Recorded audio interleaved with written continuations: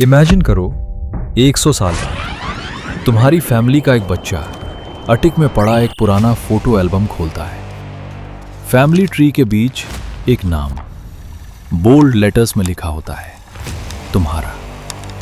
और जब भी फैमिली गैदरिंग्स में तुम्हारा नाम लिया जाता है, लोग सिर्फ स्माइल नहीं करते, सीधा बैठ जाते हैं। रिस्पेक्ट ऑटोमेटिकली आ जाती है। कोई धीरे से बोलता है, ये वही इंसान था जिसने हमारी ब्लड लाइन की डायरेक्शन ही बदल दी।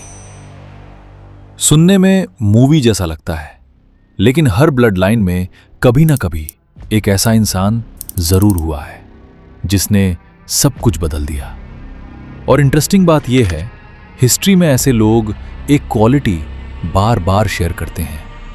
लोग उन्हें विजनरी नहीं बोलते थे, लोग उन्हें जीनियस भी नहीं बोलते थे, लोग उन्हें डिल्यूजनल बोलते थे।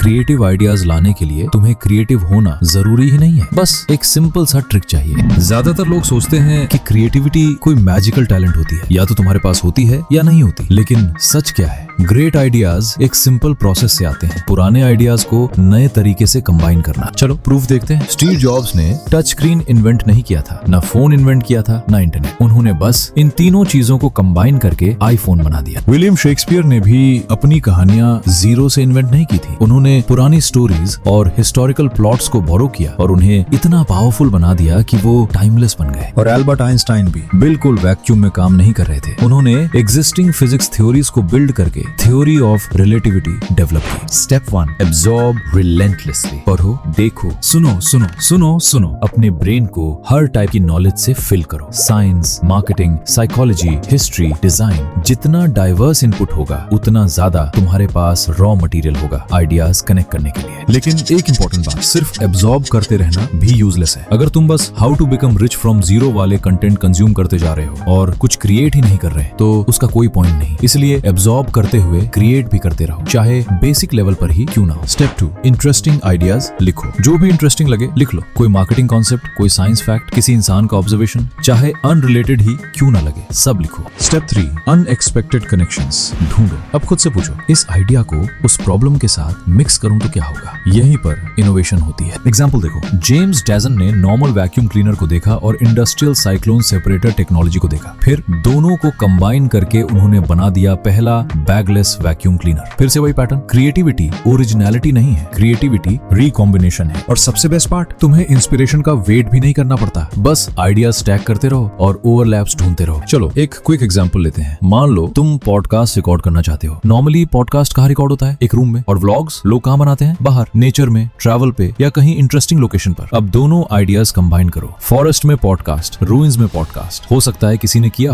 हो सकता है ना किया हो। पॉइंट वो नहीं है, पॉइंट ये है कि नया आइडिया टैलेंट से नहीं, कॉम्बिनेशन से आता है। इसलिए क्रिएटिविटी कोई मिस्टीरियस गिफ्ट नहीं है, बस एक सिस्टम है जो काम करता है। नो स्पेशल टैलेंट, सिर्फ एक मेथड जो रिजल्ट्स देता है।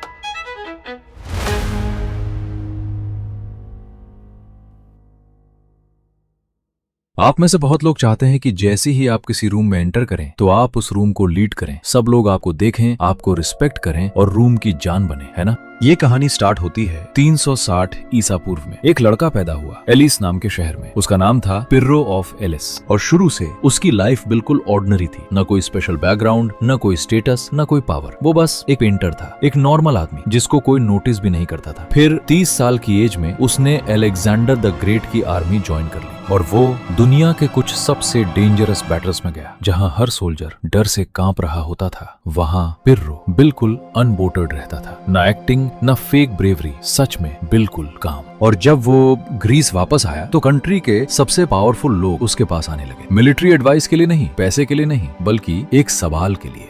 एक ऐसा आदमी जिसके पास कुछ भी नहीं है, ना आर्मी, ना पावर, ना स्टेटस, वो कैसे सबको ऐसा फील करा देता है जैसे उन्हीं के पास सब कुछ लूज करने को है। यहीं से आता है उसका मेथड, पिर्रो कहता था, ज्यादातर लोग दूसरों को चांस मिलने से पहले ही खुद को नर्वस बना लेते हैं। जैसे ही तुम किसी रूम में एंटर करते हो और तुम्हें उस रूम से कुछ चाहिए होता है, अप्रूवल चाहिए, जीतना है, एम्बैरस नहीं होना है, उस मोमेंट तुमने रूम के हर इंसान को पावर दे दी और लोग ये फील कर लेते हैं और फिर वो उस पावर को यूज करते हैं। इसका ऑपोजिट स्टेट पिर्रो ने बोला, अटारैक्सिया, मतलब कंप्लीट अनशैकेबिलिटी। ये सिर्फ रिएक्शन कंट्रोल करना नहीं है, ये वो स्टेट है जहां अंदर रिएक्ट करने के लिए कुछ बचता ही नहीं, ना अप्रूवल की नीड, ना जजमेंट का डर, ना फ्यूचर के आउटकम से अटैचमेंट। और वहां पहुंचने के लिए पिर्रो एक सिंपल प्रैक्टिस यूज करता था। जब भी कोई सिचुएशन उससे नर्वस करती, वो खुद से एक क्वेश्चन पूछता, यहाँ एक्चुअली वर्स्ट क्या हो सकता है? ना वो स्टोरी जो दिमाग बना रहा है, बस रियल वर्स्ट आउटकम। फिर वो दूसरा सवाल पूछता, क्या मैं उस वर्स्ट आउटकम को सरवाइव कर सकता हूँ? और ऑलमोस्ट हमेशा आंसर होता था हाँ। और जब तुम्हें पता चल जाता है कि तुम वर्स्ट केस सरवाइव कर लोगे, तो बीच की कोई भी चीज तुम पर पावर नहीं रखती। एक बार एक स्टूडेंट ने उससे पूछा, लेकिन अगर लोग आपके बारे में बुरा सोचने लगे तो? पिर्रो उसकी तरफ देखा और बोला, फिर क्या? स्टूडेंट के पास कोई आंसर नहीं था और वही पूरा मेथड था। हर फियर कोलैप्स हो जाता है जब तुम उससे लास्ट तक फॉलो करते हो, और जब तुम उस एंड तक पहुंच जाते हो, रूम का पावर तुम पर खत्म हो जाता है। और लोग ये फील कर लेते हैं और ये उन्हें नर्वस बना देता है, क्योंकि दुनिया में एक ही इंसान कंट्रोल नहीं हो सकता जो तुमसे कुछ भी नहीं चाहता। कुछ दिनों पहले मैं एक कंपनी में इंटरव्यू देने गया था। पहला राउंड बहुत अच्छा गया। मैं सोच रहा था शायद इस बार हो ही जाएगा। फिर सेकंड और फाइनल राउंड शुरू हुआ। इंटरव्यूअर ने बोला, अब लारावेल के बारे में बात करते हैं। और मेरी हार्ट बीट एकदम बढ़ गई, क्योंकि मैंने कभी लारावेल यूज ही नहीं किया था। मैं हमेशा रिएक्ट इकोसिस्टम में काम करता आया था। उस मोमेंट मुझे इतनी नर्वसनेस हुई कि लगा सब खत्म। लेकिन फिर भी इंटरव्यू शुरू हुआ। एक के बाद एक सवाल पे सवाल आने लगे। जितना मुझे आता था मैंने ऑनेस्टली आंसर दिया, जहां नहीं आता था वहां मैंने सीधा बोल दिया। मैंने उन्हें समझाया, मैं रिएक्ट बैकग्राउंड से हूं, अगर मौका मिले तो कुछ ही दिनों में लारावेल भी सीख लूंगा। लेकिन उन्हें सीख लूंगा नहीं चाहिए था, उन्हें पहले से आता है चाहिए था।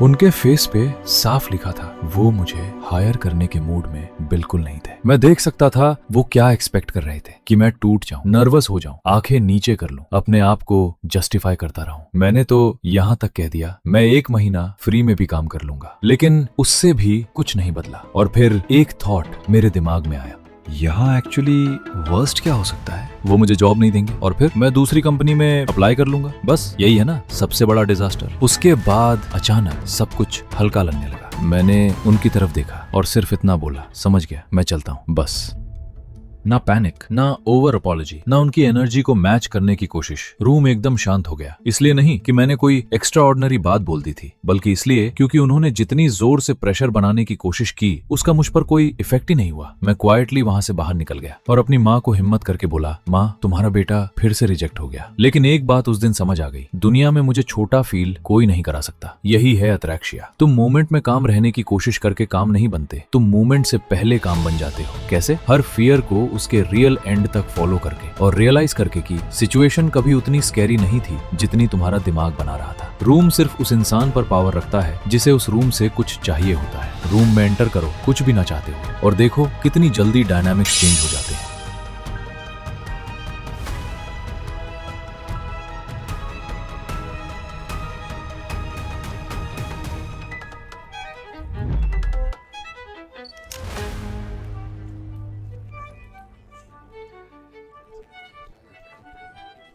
ये कोई कोइंसिडेंस नहीं है कि सेम लोग बार बार जीतते रहते हैं और रीजन टैलेंट भी नहीं है। तुम इस चीज को रियल टाइम में देख रहे हो, फिर भी ज्यादा लोग समझ नहीं पाते। सच ये है कि अगर तुम इस सिस्टम को समझ जाओ तो कुछ ही हफ्तों में अपनी लाइफ की डायरेक्शन बदल सकते हो। ये लक नहीं है, ये एक सिस्टम है। Step 1, intelligence equals pattern recognition. Real intelligence का मतलब सिर्फ इंटेलिजेंट होना नहीं है। रियल इंटेलिजेंस का मतलब है पैटर्न्स जल्दी देखना। ज्यादातर चीजें जो एक दिन अचानक सक्सेसफुल लगती हैं, वो एक्चुअली अचानक होती ही नहीं। वो पहले से छोटे छोटे पैटर्न्स के फॉर्म में एग्जिस्ट करती हैं। बस ज्यादा लोग उन्हें देख नहीं पाते और जो देख लेते हैं वो बाकी सबसे पहले मूव कर देते हैं। तुम हर जगह ये पैटर्न देख सकते हो। कुछ वीडियोस बार बार वायरल होते हैं, कुछ लोग बार बार अपॉर्चुनिटीज ले जाते हैं, कुछ बिजनेसेस बार बार ग्रो करते हैं, कुछ स्टडी मेथड्स ऑलमोस्ट हर टॉपर फॉलो करता है। ये कोइंसिडेंस नहीं है, ये पैटर्न्स हैं। लेकिन यहीं पर ज्यादा लोग हार जाते हैं। पैटर्न देखते हैं, फिर भी हेजिटेट करते हैं, वो वेट करते हैं, मैं रेडी फील करूं, थोड़ा और सीख लूं, पहले प्रूफ मिल जाए कि ये काम करेगा। और जब तक वो मूव करते हैं तब तक अपॉर्चुनिटीज ऑलरेडी क्राउडेड हो चुकी होती है। इसलिए सक्सेसफुल लोग परफेक्ट मूवमेंट का वेट नहीं करते, वो इनकम्प्लीट इन्फॉर्मेशन के साथ भी एक्शन ले लेते हैं, Messi,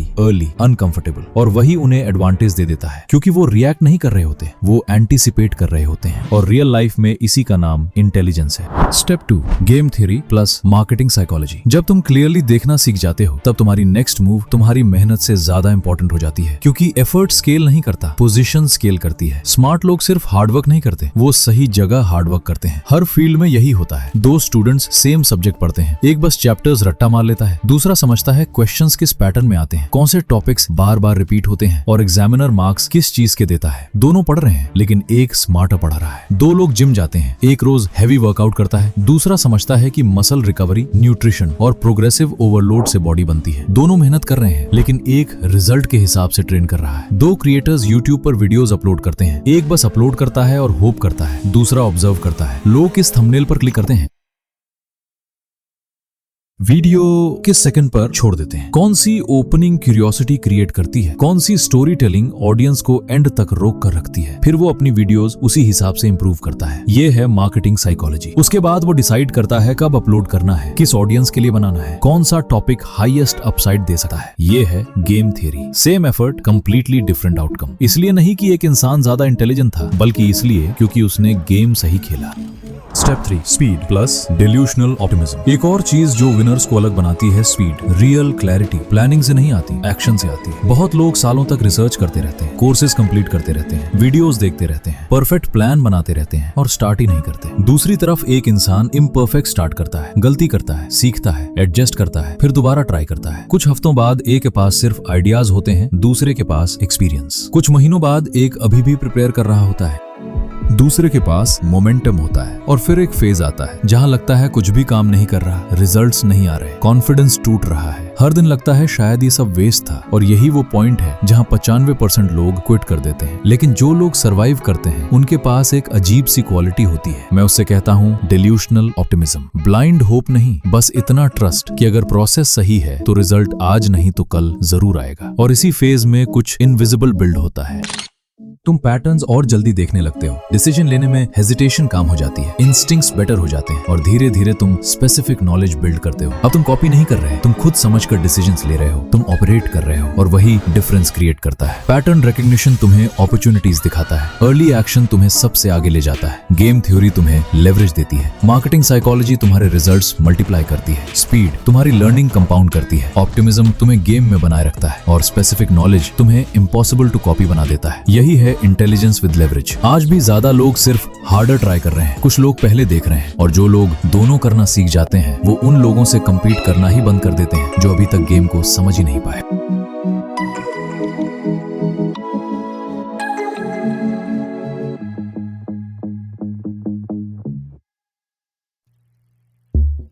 If I was to quit rapping and I said I want to go to the NBA, I would be in the NBA. No, you would. Yes. No, you would. Yes, I would. No, you would. Yes, I would. Why would you think you could make it to the NBA? Because I think I could do anything.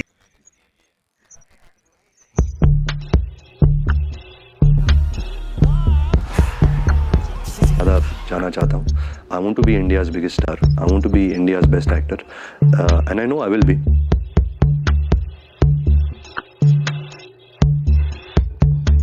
आप कुछ भी कर सकते हो,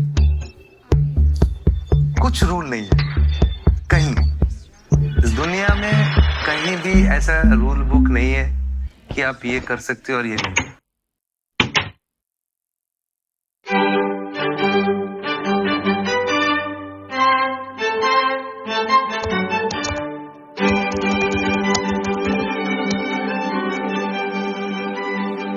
जुलाई 1945। Gunda Haig with the wind-blown hair, number 200. एक इंसान दुनिया का सबसे तेज माइल रन करता है, 4 minute 1.2 second. And people said, well, there may be a barrier. उस वक्त लोग कहते थे 4 मिनट के नीचे माइल दौड़ना फिजिकली इम्पॉसिबल है। You can't keep on running faster. Scientist का मानना था इंसान का बॉडी इतनी स्पीड हैंडल ही नहीं कर सकता। अगर किसी ने ट्राई भी किया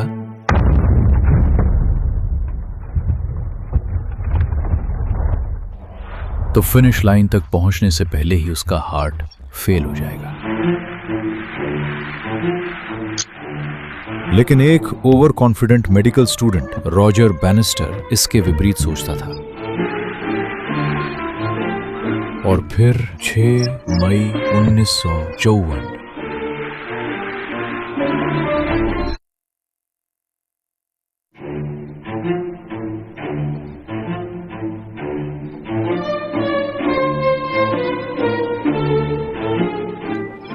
as a medical student, knew that there wasn't a brick wall. If you could run it in 4 minutes and 2.2 seconds, then you would find somebody else somewhere and they अगले could do सिर्फ it. 2 महीने के अंदर 22 और लोगों ने भी Roger के फुटस्टेप फॉलो किया। 9 साल तक एक भी इंसान नहीं कर पाया, लेकिन जैसे ही एक इंसान ने प्रूव कर दिया कि ये पॉसिबल है, अचानक सबके लिए पॉसिबल बन गया। आज वर्ल्ड रिकॉर्ड है 3 मिनट 43 सेकंड, काफी दूर उस सपोजली इम्पॉसिबल 4 मिनट बैरियर से, है ना?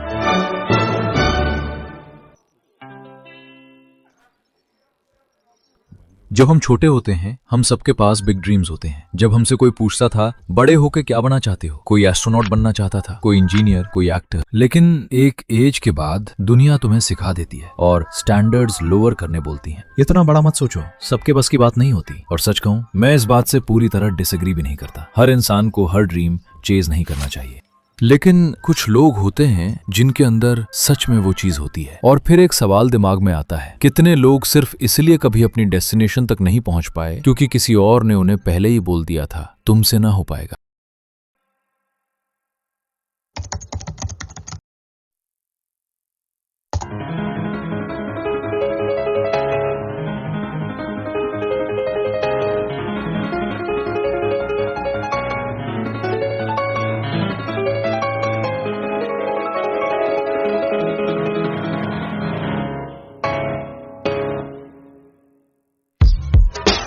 $15.8 बिलियन। कभी ये थी बिल गेट्स की net worth. You get rid of 99%, I'd have 1.3 billion. I'm so sorry. अगर उसके पैसे का 99% भी हटा दिया जाए तो जो 1% बचेगा वो भी एवरेज इंसान की लाइफ टाइम अर्निंग से हंड्रेड्स ऑफ टाइम्स ज्यादा होगा। Standing position. It depends on the size of the chair. ध्यान से देखो बंदे को, ऐसे कैसे एक अकेला इंसान 60 कंट्रीज की टोटल कमाई से ज्यादा पैसे कैसे कमा सकता है?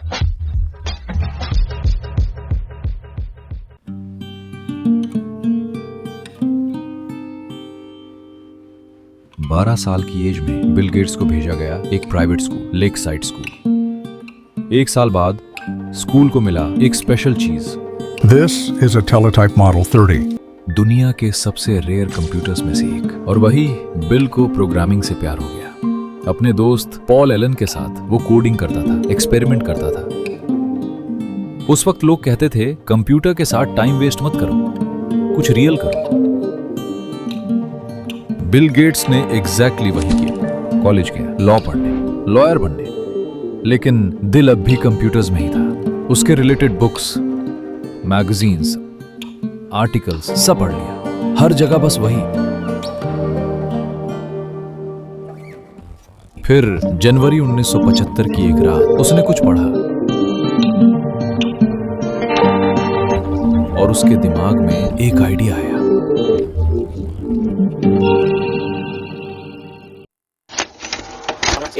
Hello, I'm Bill Gates, chairman of Microsoft. वही आइडिया बाद में दुनिया के सबसे रिकॉग्नाइजेबल एंड बिगेस्ट कंपनी बना। सिर्फ 8 महीने बाद बिल गेट्स और पॉल एलन ने कॉलेज छोड़ दिया और डिसाइड किया अब सिर्फ माइक्रोसॉफ्ट बिल्ड करेंगे। और अगले 50 साल तक उन्होंने एग्जैक्टली वही किया और एक एम्पायर खड़ा कर दिया जिसने पिछले ही साल $133 बिलियन का प्रॉफिट कमाया।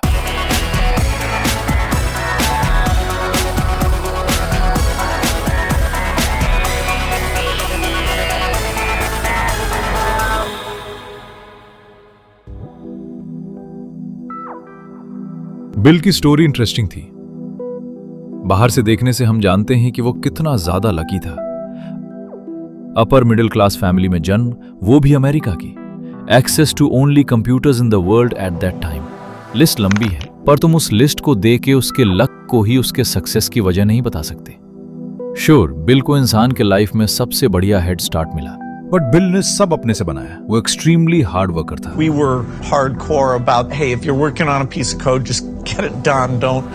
Don't worry about sleep. 18 घंटे काम, 7 दिन, रोज, सालों तक। I didn't believe in weekends. I didn't believe in vacation. Age 20 से एज 30 तक बंदे ने एक भी सिंगल वीकेंड ऑफ नहीं लिया। कभी अपने पेरेंट्स से एक पैसा नहीं लिया माइक्रोसॉफ्ट फंड करने के लिए। इनफैक्ट पहले 5 साल तक कंपनी लॉस में थी। भाग्य था, बिल्कुल था, कोई डाउट नहीं उस पे। He was in the right place at more than right time. But उसने काम भी सबसे ज्यादा किया, more than anyone else. ये सक्सेस नहीं होती विदाउट बोथ पार्ट्स। हम दुनिया को लीनियर समझते हैं, जैसे आज मेहनत कल result,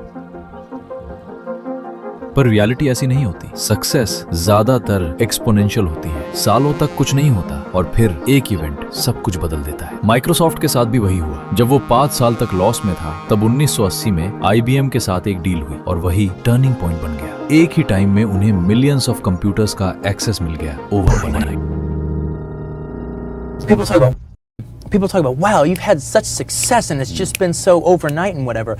Well, whatever success I've got has come after like 8 years of just nothing working out.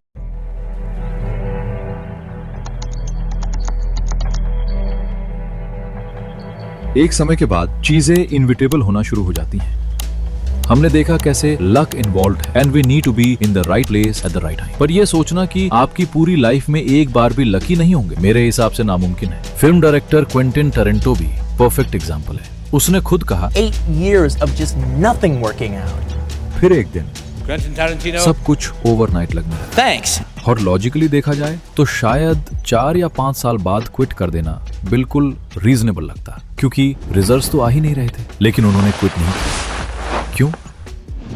क्योंकि वो इतना डिल्यूशनल था कि उसे यकीन था ये चलेगा। श्योर, वो एक टैलेंटेड आदमी है, पर जन्म से ग्रेट फिल्म बनाने की एबिलिटी लेके नहीं आया था। It was 8 years of nothing that developed him as one of the greatest film makers. And क्योंकि वो ग्रेट फिल्म मेकर थे and he was around for so long, एक दिन वो राइट प्लेस पे थे at the right time.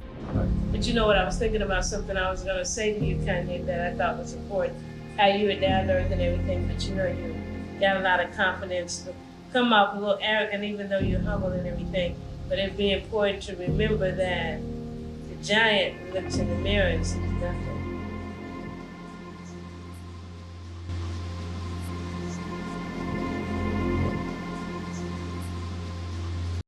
You lost that fight, Rock, for all the wrong reasons. You lost your edge. Now, when we fought, you had that eye of the tiger, man, the edge. And now you got to get it back. And the way to get it back is to go back to the beginning. You know what I mean? But I am back. Back from under the ground. I was born in Jamaica with nothing. I live in a wooden shed, zinc roof. They all doubted me, so I couldn't do it. They all said I couldn't do it. Look at me now. Maybe not today, maybe not tomorrow, and maybe not the next month. Pero only one thing is true. I will be champion one day. I promise. I promise.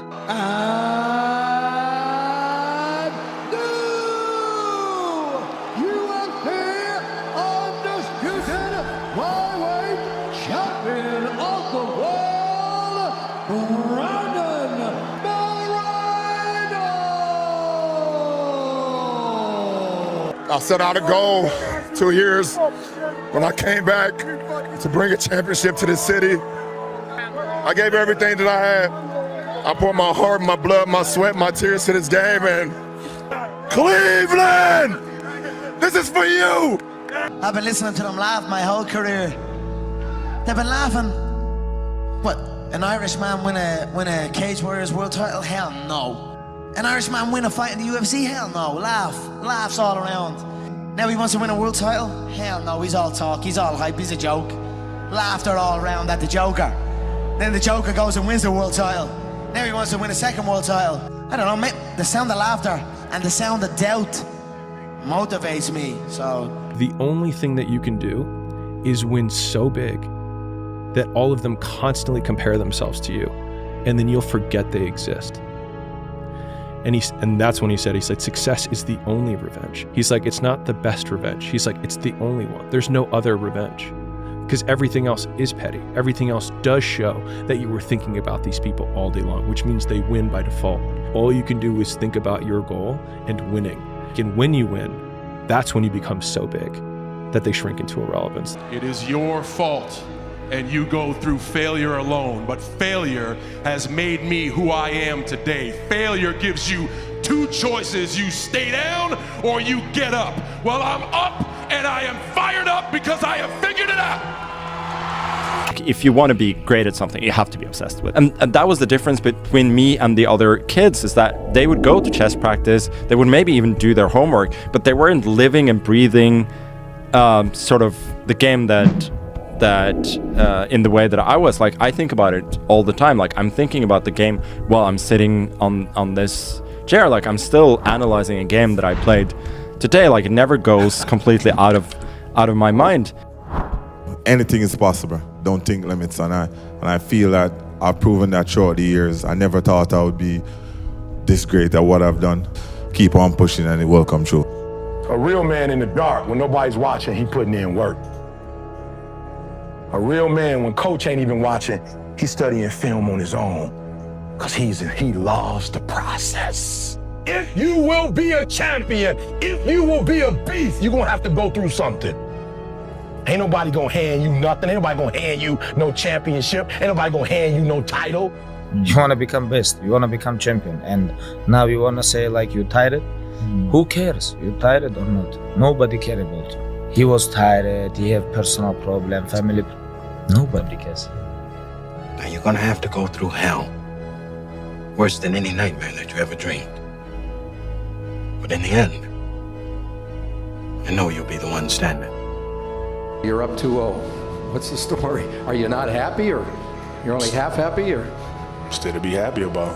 You're up 2-0. Job's not finished. Job finished? I don't think so. Let me be very clear. I'll never give up. Never. I don't quit. You know, I may not make it the first time, but I'll come back. If you love something, if you have a strong passion for something, you would go to the extreme to try to understand or try to get it. But you've got to say, I'm the one.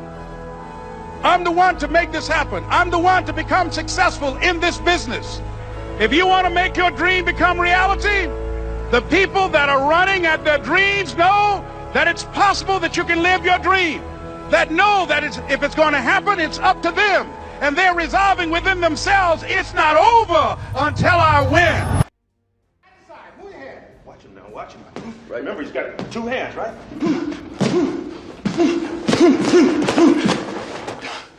Damn, man, what the hell are you doing?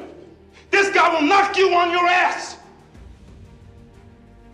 Come on, Rock, it's not a game. You want to live in the hospital for 5 weeks this time?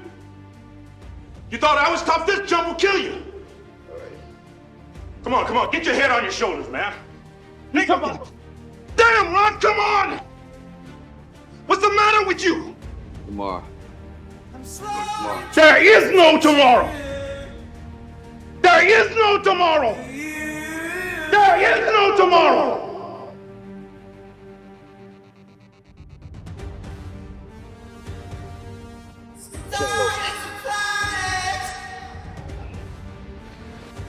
What's the matter with you? We wouldn't have had the title as long, so what? At least it would have been real, Adrian. It was real. Nothing is real if you don't believe in who you are. I don't believe in myself no more, don't you understand?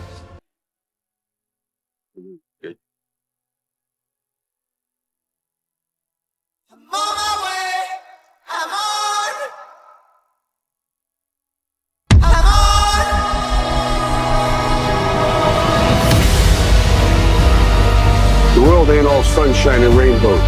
It's a very mean, and nasty place. And I don't care how tough you are, it will beat you to your knees and keep you there permanently if you let it. You, me, or nobody is going to hit as hard as life. But it ain't about how hard you hit. It's about how hard you can get hit and keep moving forward. How much you can take and keep moving forward. That's how winning is done. Now, if you know what you're worth, then go out and get what you're worth. But you got to be willing to take the hit and not pointing fingers saying you ain't where you want to be because of him or her or anybody. Cowards do that, and that ain't you. You're better than that. You can't be alone.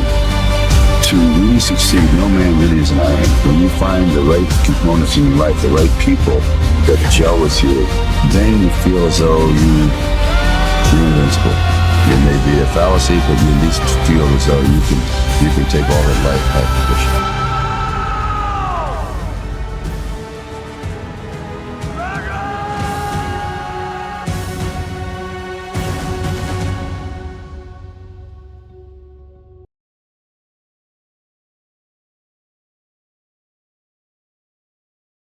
Imagine तुम दुनिया के सबसे talented इंसान हो या तुम दुनिया के सबसे इंटेलिजेंट इंसान हो और फिर भी हिस्ट्री तुम्हें हीरो नहीं वार्निंग बनाकर याद रखे। ये कहानी है दो ऐसे लोगों की जिनके पास ऑलमोस्ट सब कुछ था। एक के पास दुनिया का सबसे बड़ा टैलेंट, दूसरे के पास दुनिया का सबसे बड़ा ज्ञान। फिर भी दोनों हार गए। क्यों? सिर्फ एक चीज की वजह से, ह्यूमिलिटी। सबसे पहले कर्ण, महाभारत का शायद सबसे ट्रैजिक कैरेक्टर। जन्म से ये जो पांडव और कौरवा जिस हस्तिनापुर के लिए लड़ रहे थे, वो पूरा का पूरा हस्तिनापुर का असली राजा तो शुरू से कर्ण था, लेकिन पहचान मिली एक सुत पुत्र की। उसकी जिंदगी शुरू ही हुई थी त्याग से। ना असली माँ का प्यार, पिताजी जो एक रथ चालक थे बस, ना अपनी पहचान, ना अपना हक, सिर्फ एक सवाल, मैं कौन हूँ। जब उसने द्रोणाचार्य से शिक्षा मांगी, उसकी टैलेंट नहीं देखी गई, उसका जन्म देखा गया, मना कर दिया गया। उसने झूठ बोलकर परशुराम से विद्या सीखी और जब सच सामने आया, उससे श्राप मिला जिंदगी भर। हर बार जब कर्ण ऊपर उठना चाहता था, किस्मत उसे नीचे खींच लेती थी। और फिर एक इंसान आया,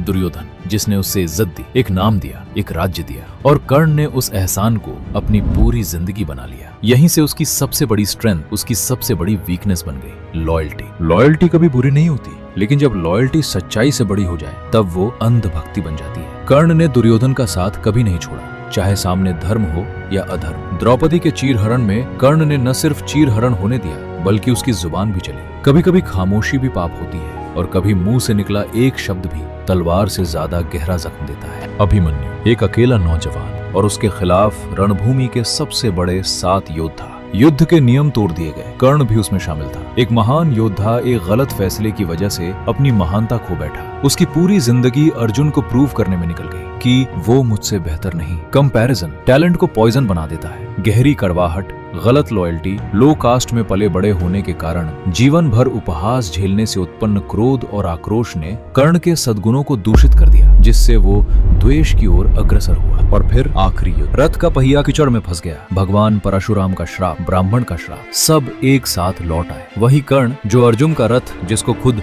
श्री कृष्ण चला रहे थे, हनुमान जी इसके ध्वज पर विराजमान है, वासुकी इसकी धुरी को थामे हुए हैं। इसका निर्माण विश्वकर्मा ने किया था, अग्नि ने इसे उपहार स्वरूप दिया था। फिर भी कर्ण ऐसे रथ को 2 कदम पीछे भेज पा रहा था, जो इतना प्रतिभाशाली धनुर्धर होने के बावजूद अपनी मुख की वाणी के लिए और अधर्म का साथ देने के लिए ऐसी मृत्यु का हकदार बना जिसकी कल्पना उसने कभी नहीं की होगी। और कर्ण गिर गया। लोग कहते हैं उसका वध अर्जुन ने किया, लेकिन सच तो ये है उसकी हार उसके फैसलों ने बहुत पहले लिख दी थी। वो दानवीर था, वो बहादुर था, वो एक्स्ट्रॉर्डिनरी था, लेकिन एक महान इंसान सिर्फ अपनी क्वालिटीज से नहीं बनता, बल्कि उन मोमेंट से बनता है जब वो गलत के सामने खड़ा होता है। और कर्ण वहां हार गया। कर्ण की तरह एक और थे जिनके पास कुछ नहीं था, जो नथिंग से उठकर कुछ बने थे, सिर्फ अपने ज्ञान से सब हासिल किया। रावण, एक ऐसा नाम जिसे अक्सर सिर्फ विलन बना दिया जाता है, लेकिन सच काफी कॉम्प्लेक्स है। रावण सिर्फ लंका का राजा नहीं था, वो महान स्कॉलर था। उसने 4 वेदों का अध्ययन किया, 6 शास्त्रों का ज्ञाता था, वीणा का महान वादक था, शिव भक्त था। उसने शिव तांडव स्तोत्र जैसे अमर स्तोत्र की रचना की। उसकी तपस्या ने भगवान शिव को भी प्रसन्न कर दिया। कई परंपराओं में उसे महान शासक माना जाता है, और कुछ कहानियों के मुताबिक भगवान राम ने भी लक्ष्मण को कहा कि रावण के अंतिम पलों में राजनीति और शासन उससे सीखो। महाज्ञानी रावण को गुरु रूप में सादर प्रणाम करता हूँ। रावण के पास पावर थी, नॉलेज थी, वेल्थ थी, डिवोशन थी, लेकिन ये सब होते हुए भी उसे और चाहिए था। एक चीज धीरे धीरे उसके अंदर बढ़ती गई, अहंकार। रावण कैलाश उठाने चला गया, कुबेर से लंका और पुष्पक विमान छीन लिया। उसे लगा अब उसे कोई हरा नहीं सकता। और फिर सबसे बड़ी गलती, माता सीता का हरण, वो भी रावण बनकर नहीं, एक तपस्वी का रूप लेकर। पूरे के पूरे तपस्वी समाज पर लालचन लगवा दिया। नॉलेज, कैरेक्टर की गारंटी नहीं होती।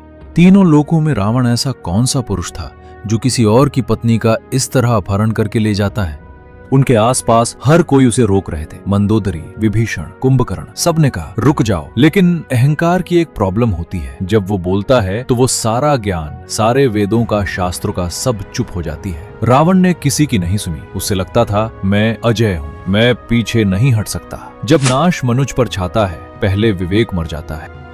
अब दोनों को एक साथ देखो, दोनों जिनके पास कुछ भी नहीं था। एक रिस्पेक्ट के लिए लड़ता रहा, दूसरा पावर के नशा में जीता रहा, लेकिन दोनों एक ही जगह हारे, अपने अंदर। कर्ण हमें सिखाता है कि आप कितने भी टैलेंटेड हो, कैरेक्टर से बड़ा नहीं हो। और रावण हमें सिखाता है कि नॉलेज ह्यूमिलिटी के बिना सिर्फ ईगो को इंटेलिजेंट बना देती है। एक ने अपनी जुबान कंट्रोल नहीं की, दूसरे ने अपना अहंकार। एक गलत दोस्त को नहीं छोड़ सका, दूसरा अपनी गलत इच्छा को। और दोनों हिस्ट्री के ग्रेटेस्ट कैरेक्टर्स के बजाय वार्निंग बन के रह गए। इसलिए जब भी लाइफ तुम्हें टैलेंट दे, उसके साथ ह्यूमिलिटी भी रखना। जब नॉलेज मिले, उसके साथ कंपैशन भी। और जब पावर मिले, उसके साथ सेल्फ कंट्रोल भी।